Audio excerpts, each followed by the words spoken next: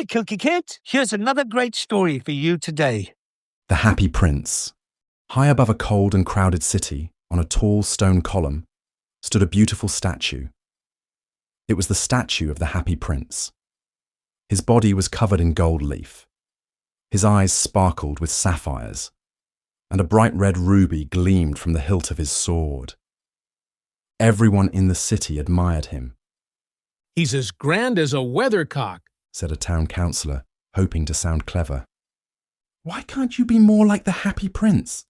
sighed a mother to her grumpy son. "He looks just like an angel," gasped a group of schoolchildren in their red cloaks and neat white pinafores. They all thought he must have lived the happiest life of anyone. But they were wrong. One chilly evening, a small swallow flew over the city. His friends had gone south to Egypt weeks ago, but he had stayed behind because he'd fallen in love with a reed. She had a slim waist and waved so beautifully in the wind that he had courted her all summer. But in the end, she didn't want to leave her river home. So the swallow said goodbye and flew off alone. That night, the little bird spotted the statue of the Happy Prince. "I'll rest here for the night," he said. "Plenty of fresh air, and what a view." He settled down between the prince's golden feet, but just as he tucked his head under his wing, plop! A drop of water landed on him. "Strange," he said, looking up. "Not a cloud in the sky." Plop! Another drop. Then a third. The swallow looked again.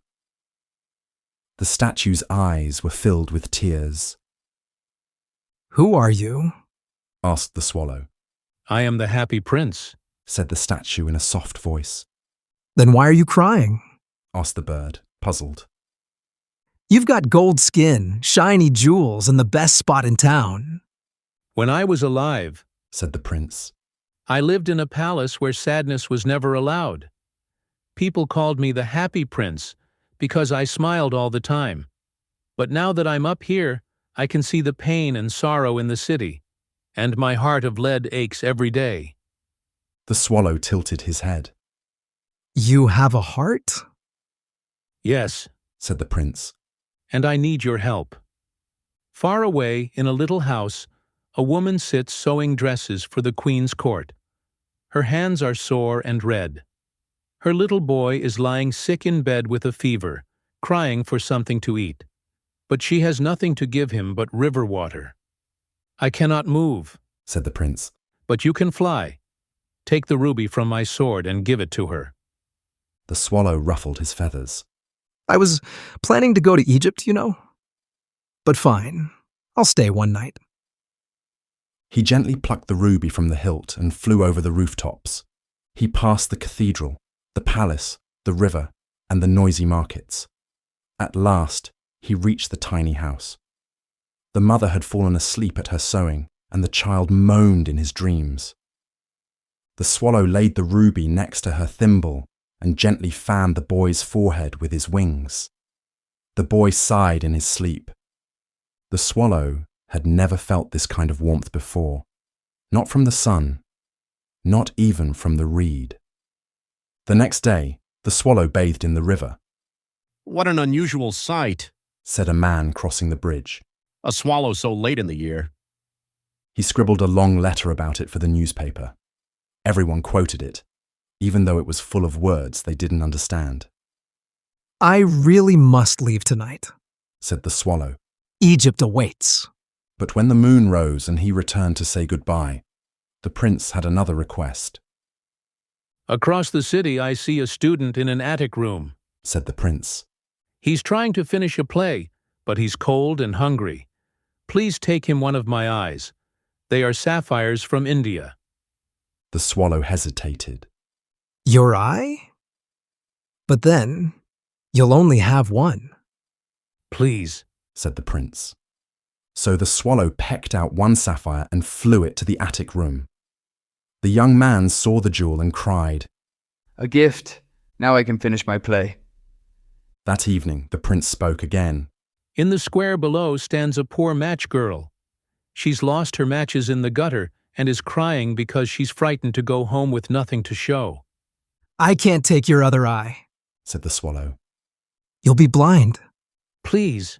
Whispered the prince. So the swallow took the second sapphire and dropped it into the girl's hand. She laughed with relief and ran home, clutching the jewel tightly in her hand. Then the swallow returned and whispered, You are blind now. I will stay with you always. and he did. Every day the swallow perched on the prince's shoulder and told him tales of faraway lands, red birds on the Nile, wise old sphinxes, golden palaces, and secret deserts. Those are wonders indeed. Said the prince. But the greatest mystery is the misery of people. Then let me fly over the city and report what I see. Said the swallow. He returned with stories of hungry children, shivering beggars, and boys sleeping under bridges. Take the gold from my body, Said the prince. leaf by leaf, give it to the poor. So the swallow did. Soon the statue looked dull and grey, but the people in the city had bread, firewood, and warm smiles. Winter came. Snowflakes drifted down. Frost glittered like diamonds on the rooftops. He could barely fly now, and searched for crumbs with trembling wings. But he never left the prince. One morning, he felt it was time. Goodbye, dear prince. He whispered. Let me kiss your hand. No, Said the prince softly. kiss me on the cheek, for I love you. The swallow kissed him, and with that, he fell at the statue's feet and died.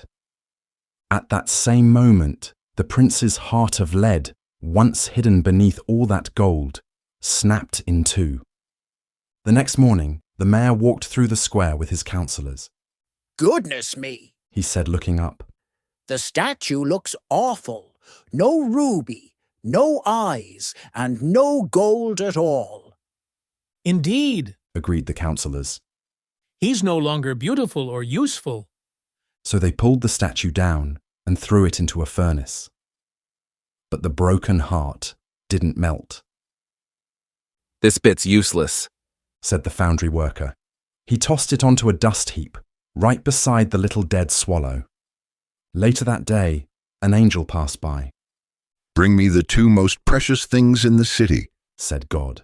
The angel returned with the lead heart and the lifeless swallow, You have chosen well. said God.